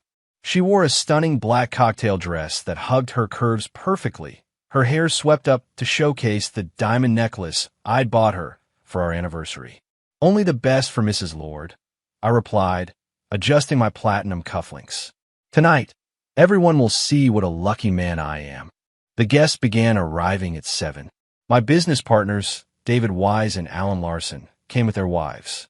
My mother, Lorraine Hanson Lord, flew in from Florida specifically for the occasion. Stella's sister, April Berger, brought her latest boyfriend, a pretentious art dealer named Miguel McClure. Patrick and Dawn arrived fashionably late, as usual. Patrick looked sharp in his navy suit, his blonde hair perfectly styled. Dawn wore a simple blue dress that complemented her modest personality. Little Cara bounced between them in a frilly pink dress, her pigtails bouncing with each step. "Rex, my man." Patrick embraced me with his usual enthusiasm. "Congratulations on 6 incredible years." "Thanks, brother," I replied, meaning it. "Here's to 60 more." The evening flowed smoothly. Champagne bubbled in crystal flutes, conversations hummed with laughter, and the string quartet provided the perfect ambience. I gave a heartfelt speech about love, commitment, and the woman who'd made me complete. Stella blushed beautifully as everyone applauded. But as the night progressed, I noticed subtle tensions. Patrick seemed unusually attentive to Stella, refilling her wine glass before it was empty, lingering near her during conversations. Stella appeared flustered whenever they interacted, her usual confidence replaced by nervous energy. Dawn, typically quiet, seemed even more withdrawn than usual. She barely touched her food and kept glancing between her husband and my wife with an expression I couldn't quite read. Everything all right, Dawn? I asked during a quiet moment. She startled as if I'd caught her doing something wrong. Oh yes, Rex. Everything's fine. Just tired from chasing after Kara all day. But her eyes told a different story. There was sadness there, resignation, as if she was carrying a burden too heavy for her slight shoulders. Around 10 o'clock, as the party reached its peak, I stood to make another toast. I wanted to thank everyone for celebrating with us, to share my gratitude for the life I'd built. Ladies and gentlemen, I began raising my champagne flute. 6 years ago, I married the woman of my dreams. That's when it happened. Little Kara Bradley, who had been playing quietly near the dessert table, suddenly ran towards Stella. Her little legs carried her straight to my wife, and she tugged on Stella's dress to get her attention. The room was buzzing with conversation, but somehow in that moment, the acoustics aligned perfectly. Maybe it was fate, or maybe it was justice, but little Kara's sweet, innocent voice carried across the entire room, as clear as a bell. "Mommy," she said, looking up at Stella with her big blue eyes. "Can we go home now? I'm getting sleepy." The effect was instantaneous and devastating. Every conversation stopped mid-sentence. Crystal champagne flutes froze halfway to lips. The string quartet, sensing the shift in atmosphere, trailed off in the middle of their piece. Stella's face went from rosy celebration to ghostly pale in the span of a heartbeat. Her champagne flute slipped from her nerveless fingers, shattering against the marble floor in a crystalline explosion that sounded deafening in the sudden silence. Every single person in that room, friends, family, business associates, acquaintances, turned to stare at me. Some faces showed confusion, others dawning comprehension, and a few displayed the kind of morbid fascination people have when witnessing a car accident. Patrick lunged forward, his face a mask of panic. "Kara, sweetheart, come to Daddy," he said, his voice cracking with desperation. But the damage was done. Little Kara, completely oblivious to the chaos she'd created, looked around at all the adult faces staring at her and began to cry. "I want to go home," she wailed, reaching up toward Stella again. "Mommy, why is everyone looking at me?" The innocence in her voice was like a knife twisting in my chest. This child, whom I'd watched grow from a baby, whom I'd bought Christmas presents for, whom I'd loved like she was my own niece, she had just called my wife Mommy. Dawn Bradley stood frozen near the bar, tears streaming down her face. Her small hands covered her mouth, but I could see the devastating truth in her eyes. She'd known. Maybe not everything, but she'd known something was wrong. My mother, Lorraine, broke the silence first. "Rex, dear," she said carefully, "perhaps we should—" "No." My voice cut through the air like a blade. I was surprised by how calm I sounded, how controlled. Inside, a volcano was erupting, but years of high-stakes business negotiations had taught me to keep my poker face. Nobody leaves. I set my champagne flute down on the nearest table with deliberate precision. My movements were slow, measured, like a predator circling wounded prey. The entire room watched my every gesture. "Stella," I said, my voice carrying across the silent space, "would you care to explain why Patrick's daughter just called you Mommy?" Stella's mouth opened and closed like a fish gasping for air. Tears were flowing freely now, mixing with her carefully applied makeup and creating dark streaks down her cheeks. "Rex, it's not. She's just confused." "Is she?" I turned my attention to Patrick, who looked like he wanted to disappear into the floor. "Patrick, my oldest friend, my brother. Is Kara confused?" Patrick straightened his shoulders, and for a moment, I saw a flash of the man I'd known and trusted for over a decade. But then his resolve crumbled. "Rex, please, let me explain." "Oh, I think the explanation is quite clear," I said, walking slowly around the room. My guests parted before me like I was radioactive. My wife has been playing house with my best friend. My best friend has been sleeping with my wife. And their 4-year-old daughter, not Dawn's daughter, but their daughter, just exposed them in front of everyone who matters in our lives. The mathematical precision of it was almost beautiful in its horror. Kara was 4 years old. Stella and I had been married for 6 years. Patrick and Dawn had been married for 4 years. The timeline painted a picture clearer than any confession. Dawn collapsed into a chair, her quiet sobs the only sound in the room. Little Kara, still crying and confused, clung to Stella's leg while Stella stood paralyzed. You know what the truly pathetic part is? I continued, my voice gaining strength. I trusted you both completely. I defended your honor. Patrick, when people said you were too ambitious. I bragged about my loyal wife, Stella, to anyone who would listen. I loved you both more than life itself. I stopped directly in front of them, close enough to see the terror in their eyes. But here's what you didn't count on. Here's what you forgot in all your sneaking around and lies and betrayal. I smiled, and I could see several guests actually step backward at the expression on my face. I don't forgive. I don't forget. And I never, ever let anyone make a fool out of Rex Lord. The promise in my voice wasn't a threat. It was a declaration of war. And as I looked around the room at the faces of my guests, I realized I had just been given the greatest gift of all, witnesses. Everyone would remember this night. Everyone would remember what they had done to me. And everyone would remember what I was about to do to them. The party was over. The reckoning was about to begin. I didn't sleep that night. How could I? Every time I closed my eyes, I saw little Kara's innocent face calling my wife Mommy. I saw the pitying looks from my guests. I saw the smirks that some people try to hide. Most of all, I saw the betrayal in its full, ugly glory.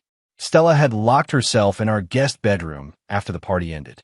She tried to explain, to justify, to minimize. Her words were a pathetic symphony of "it just happened," and "I never meant for this," and "I love you, Rex, I really do." I'd listened to exactly 30 seconds of her pleading before walking away. What was there to discuss? The facts were simple. My wife had been sleeping with my best friend for at least 5 years. They had created a child together. They had made me the laughingstock of our entire social circle. By sunrise, I was sitting in my home office with a cup of black coffee and a yellow legal pad, making lists. I'd built a multi-million-dollar empire by being methodical, strategic, and ruthless when necessary. Those same skills would serve me well in what came next. List 1.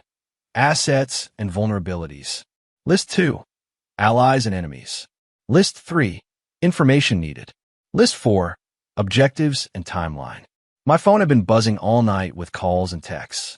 Some from concerned friends, others from gossip-mongering acquaintances who wanted first-hand details of the drama. I ignored them all except one. Rex. My mother's voice was gentle when I finally answered her call. "How are you holding up, sweetheart?" "I'm fine, Mom," I said and meant it.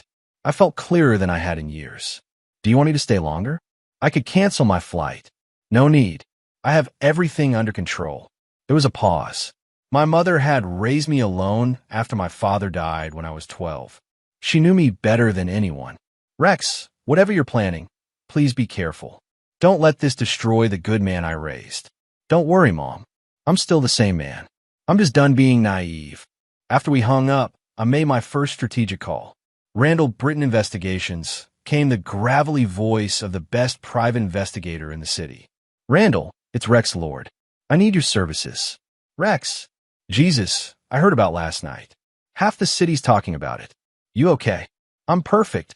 How quickly can you put together a comprehensive investigation? I want to know everything. Finances, communications, travel records, the works. For your wife and Bradley? Give me 72 hours, and I'll have their entire lives mapped out for you." "Do it." "And Randall? I want to know about the child, too. Medical records, birth certificate, paternity, everything." "You got it, boss. This is going to cost. I don't care what it costs." Next, I called my attorney, Floyd Webb, who specialized in high-asset divorces. We'd gone to law school together before I switched to business. "Rex, I've been expecting your call," Floyd said without preamble. "I'm assuming you want to discuss divorce proceedings? Among other things. Can you be at my office in 2 hours? I'll be there in 1. My third call was to David Wise, my business partner, and the closest thing I had to a friend now that Patrick had revealed his true nature. "Rex, man, I don't even know what to say about last night," David said.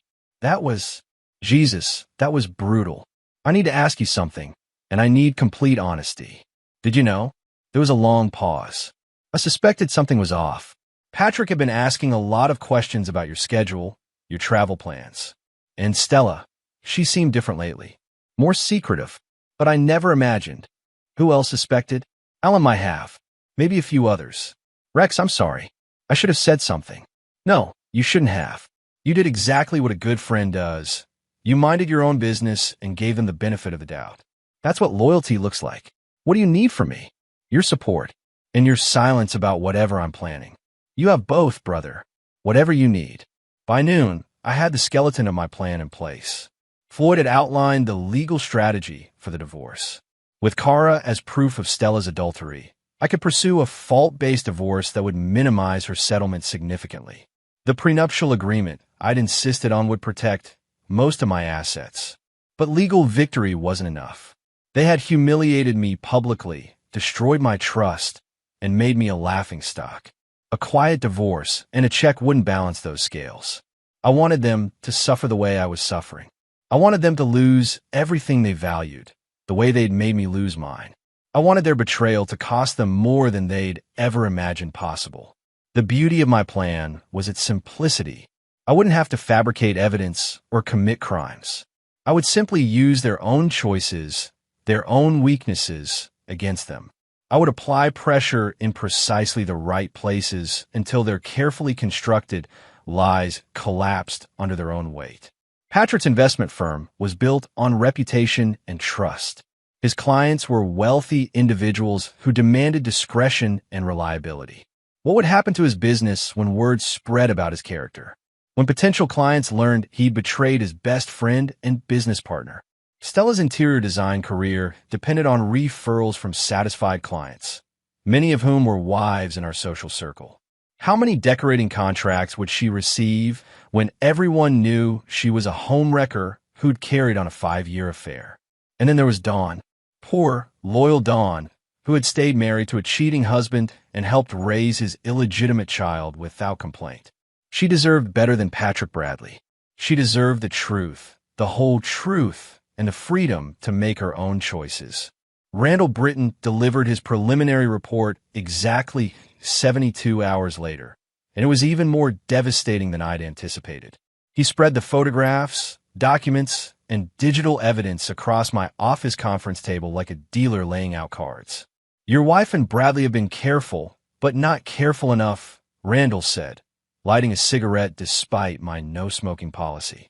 I didn't stop him. They've been meeting at the Riverside Inn every Tuesday and Thursday for the past 18 months. Always the same room, 314. They pay cash, use fake names. He slid a stack of photographs across the table.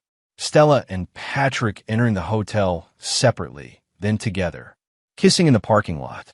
Patrick's hand on the small of her back as they walked toward the elevator. But here's where it gets interesting, Randall continued. The affair goes back much further than the hotel meetings. I tracked their credit card records, phone calls, and travel patterns. Best I can tell, this started about 6 months after you got married. My coffee cup cracked in my hand. 6 months. They've been lying to me for over 5 years. The child's birth certificate lists Patrick as the father. But here's the kicker. Dawn's name is on it as the mother. Looks like your wife gave birth, and they immediately transferred custody to make it look like Dawn's kid. How is that legal? Probably isn't, but if Dawn signed the papers willingly... Randall shrugged. Maybe she thought she was saving her marriage. Maybe she genuinely wanted to raise the kid. Either way, it's fraud on multiple levels.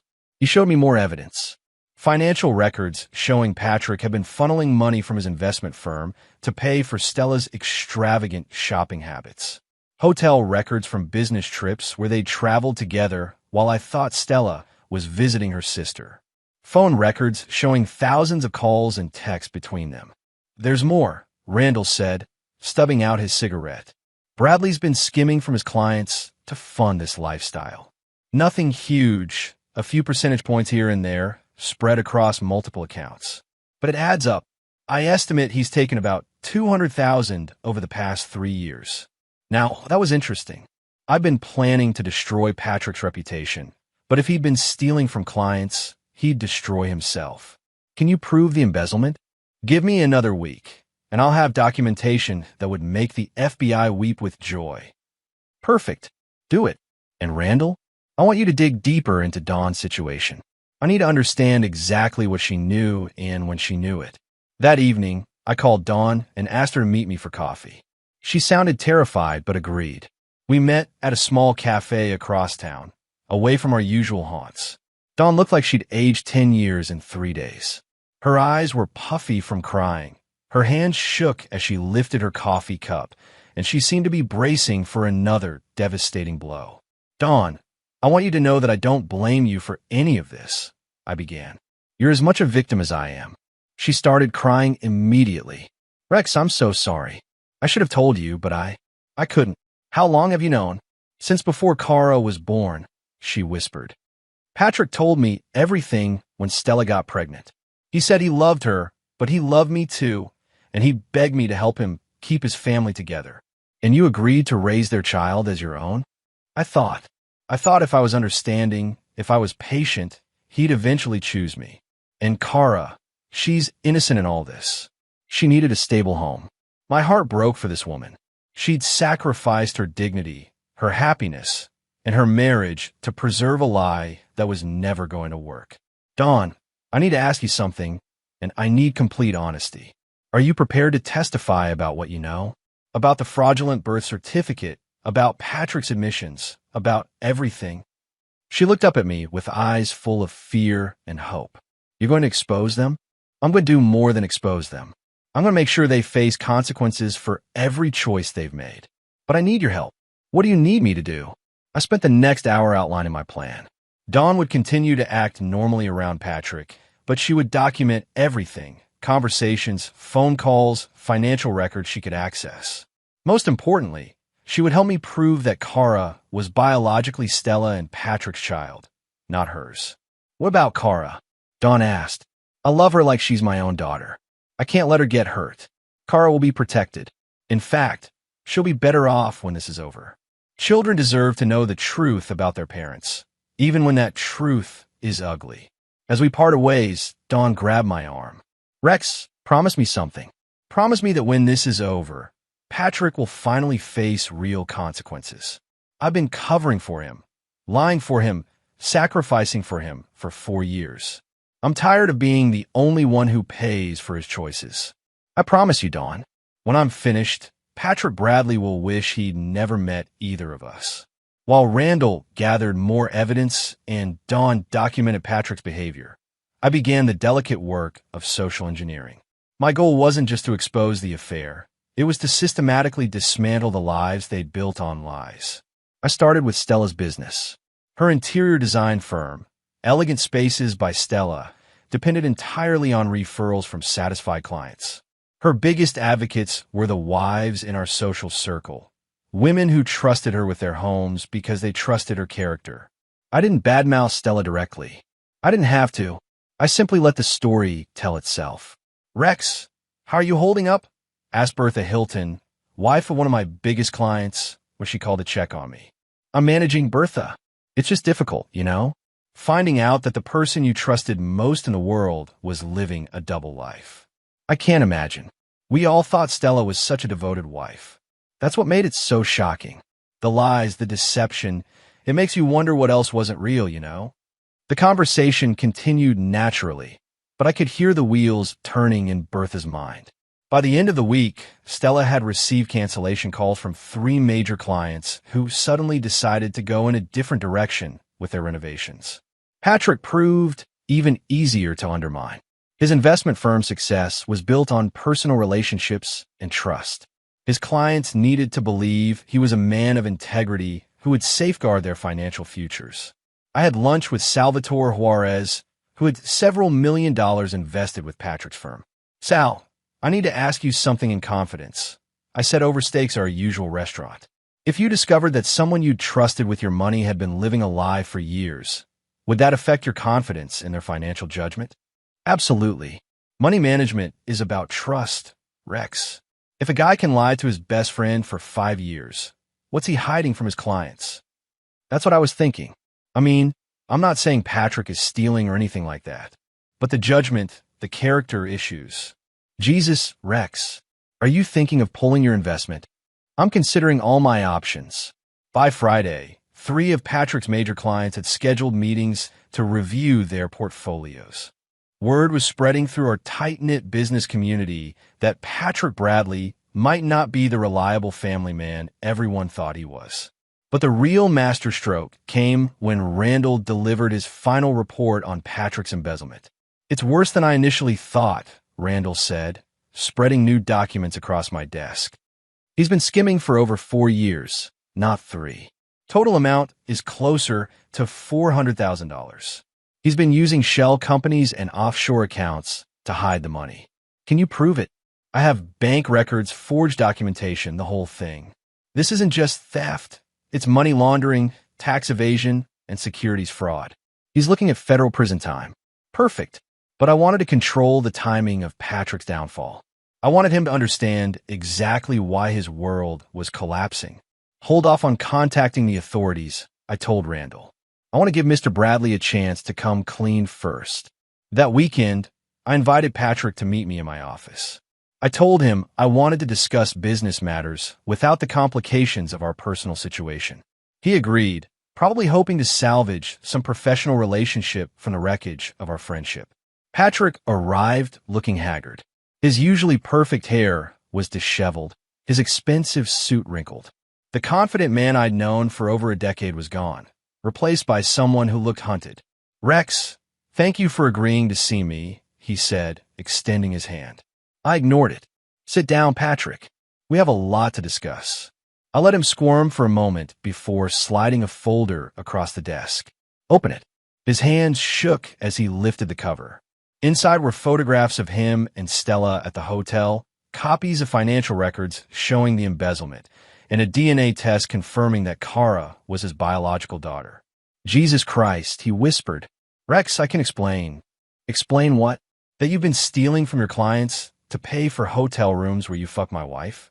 That you've been laundering money through shell companies to hide your theft? That you forced your wife to claim another woman's child as her own to cover up your affair?" Patrick's face went white. How did I find out?" "I hired professionals, Patrick. People who specialize in uncovering the truth that liars try to hide."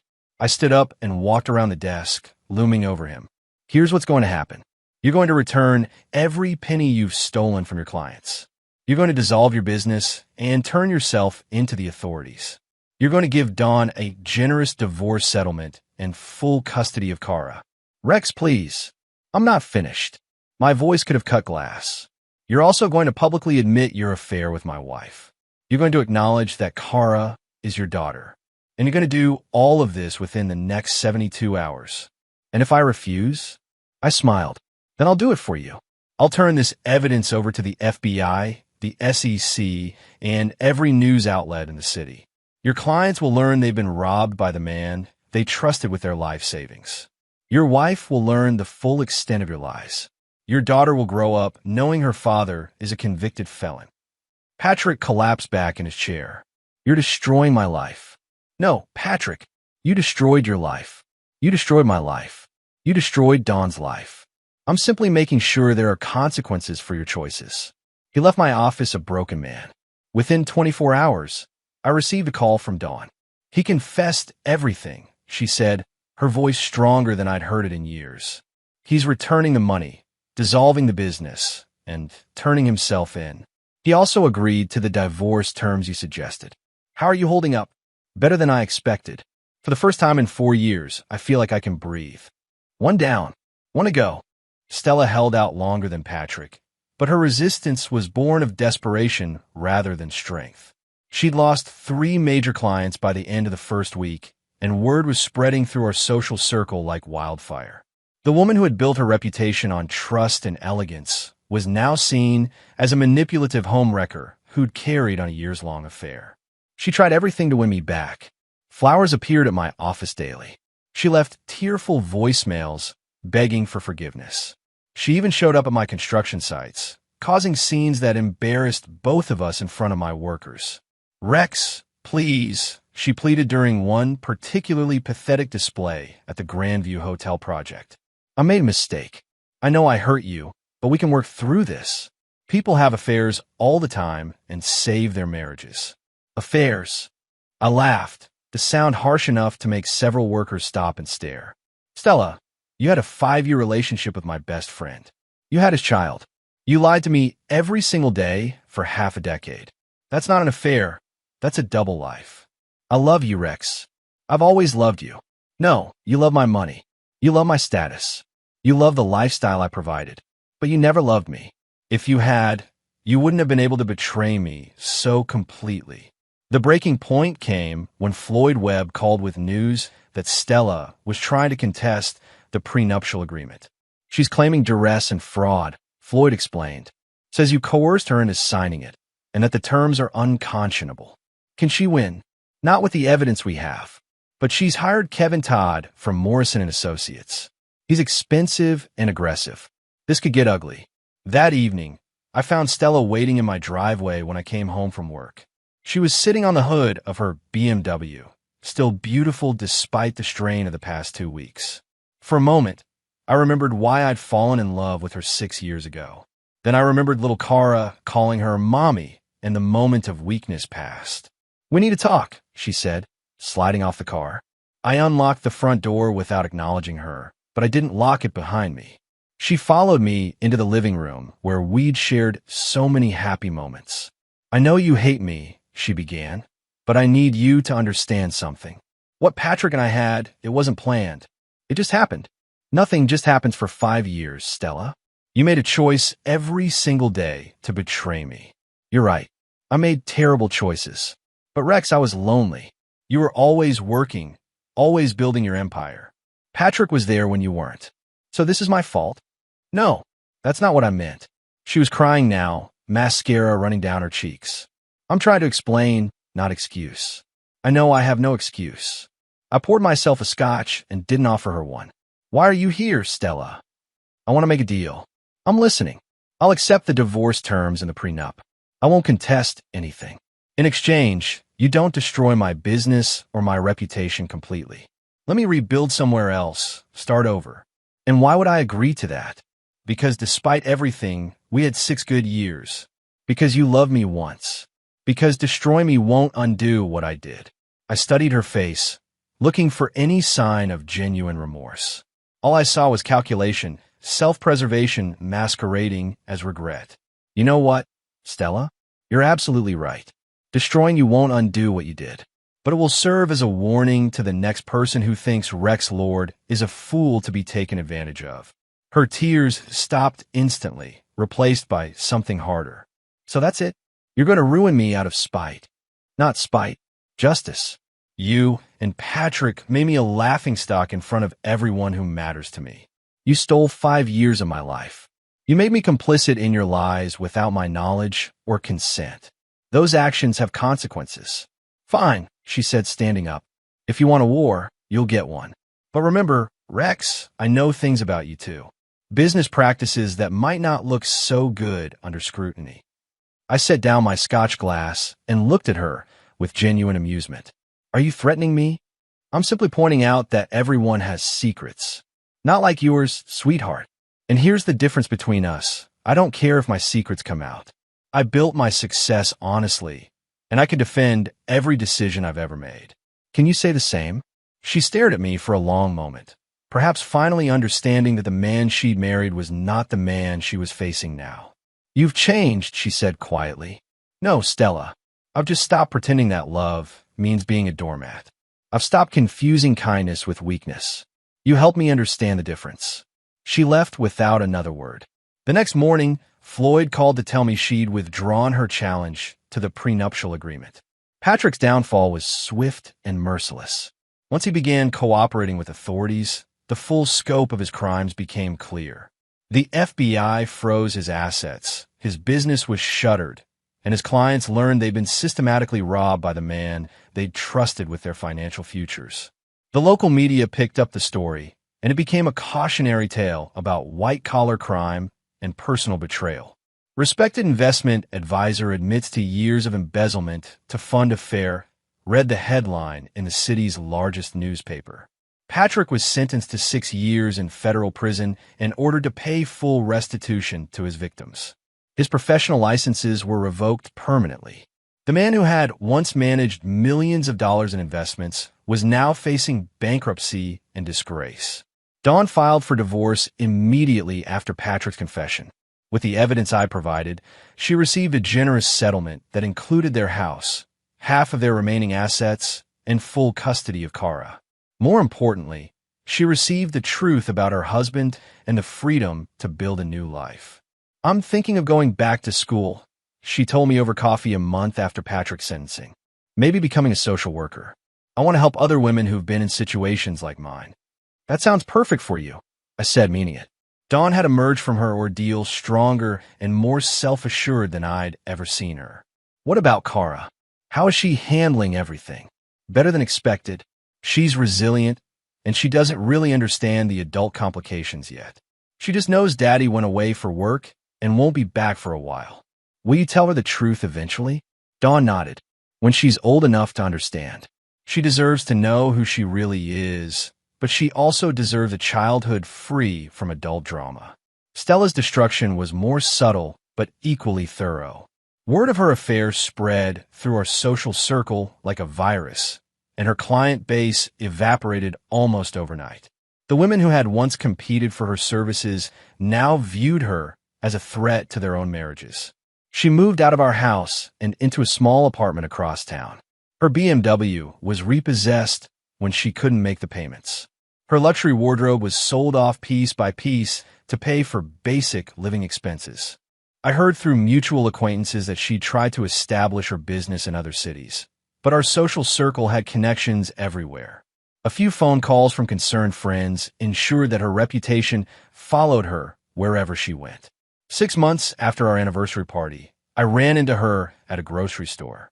She was dressed in jeans and a simple sweater, her hair pulled back in a ponytail. Without her designer clothes and professional makeup, she looked younger but also defeated. "Hello, Rex," she said quietly. "Stella." I nodded politely but didn't stop walking. "How are you doing?" "Very well, thank you." "And you?" "I'm managing. I've been thinking about what you said, about consequences and justice. I think I understand now." I stopped and looked at her directly. "Do you?" "Yes. You weren't just punishing me for the affair. You were punishing me for thinking you were too weak to fight back, for assuming you'd just accept it and move on." "Partially, yes. I'm sorry, Rex. Not just for the affair, but for underestimating you, for thinking I could make a fool of you without consequences." I studied her face, looking for manipulation or calculation. Instead, I saw something I'd never seen from her before: genuine humility. "Thank you for saying that," I said finally. "But it doesn't change anything. I know. I'm not asking for forgiveness or a second chance. I'm just sorry." She walked away, and I never saw her again. 2 years after the anniversary party that changed everything, I was a different man living a different life. The betrayal had been devastating, but it had also been liberating. I no longer wasted energy on people who didn't deserve my trust. I no longer confused kindness with weakness or love with naivety. Lore Construction had thrived in the aftermath of my personal drama. Instead of being damaged by the scandal, my reputation had been enhanced. I was seen as a man who didn't tolerate betrayal, who dealt with problems decisively, who could be trusted to follow through on his word. Those were valuable qualities in the business world. I'd also discovered that I genuinely enjoyed being single. Without the constant emotional drama of managing Stella's needs and insecurities, I had more time for my work, my friends, and my own interests. I took up sailing, learned to play guitar, and traveled to places I'd always wanted to see. Dawn and I had become close friends, bonded by our shared experience of betrayal and recovery. She'd finished her social work degree and was now helping other women escape abusive relationships. Kara, now 6, was thriving in school and showed no lasting effect from the upheaval in her early life. She asked me about her biological parents yesterday. Dawn told me during one of our regular dinners. I told her the truth in age-appropriate terms. She seems okay with it. "How do you feel about it?" "Relieved, actually. Secrets are exhausting. The truth is much simpler, even when it's complicated." One evening, as I was reviewing blueprints for a new commercial development, my assistant knocked on my office door. "Mr. Lord?" There's a woman here to see you. She says it's about the Riverside project. I looked up to see an attractive brunette in her early 30s, dressed professionally but not expensively. She had intelligent brown eyes and a confident bearing that immediately caught my attention. "I'm Carolyn Donaldson," she said, extending her hand. "I'm an architect, and I have some ideas about your Riverside project that I think you'll find interesting."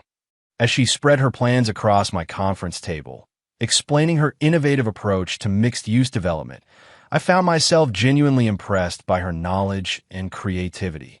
She was passionate about her work, articulate about her vision, and completely focused on professional excellence rather than personal charm. "These are impressive," I said when she finished her presentation. "Very innovative. Why aren't you working for one of the big firms?" She smiled. "I prefer to be independent. I've seen what happens when architects compromise their vision for corporate politics. I'd rather work with clients who value quality over quantity." "And you think I'm that kind of client?" "I think you're the kind of man who appreciates competence and honesty. Your reputation suggests you don't tolerate mediocrity or deception." We talked for another hour about the project, but also about architecture, business, and life in general. She was divorced, no children, focused on building her practice. She seemed genuinely unimpressed by my wealth and status, caring only about whether I could recognize good work when I saw it. As she packed up her plans, I made a decision that surprised me. "Ms. Donaldson, would you be interested in having dinner sometime? Not business, just dinner." She paused in her packing and looked at me directly. "Are you asking me on a date, Mr. Lord?" "I believe I am." "Good. I was hoping you would." "Yes, I like that very much."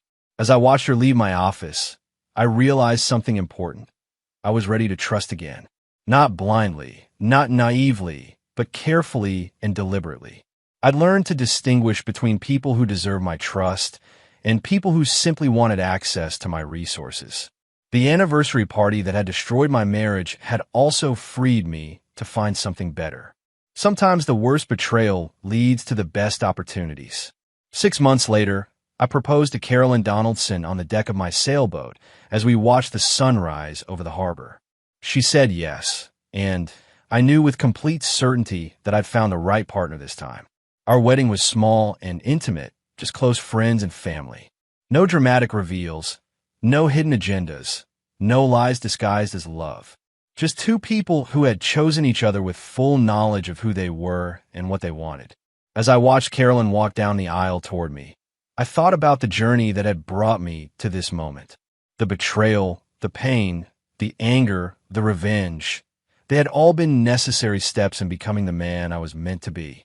Rex Lord didn't forgive betrayal, and he didn't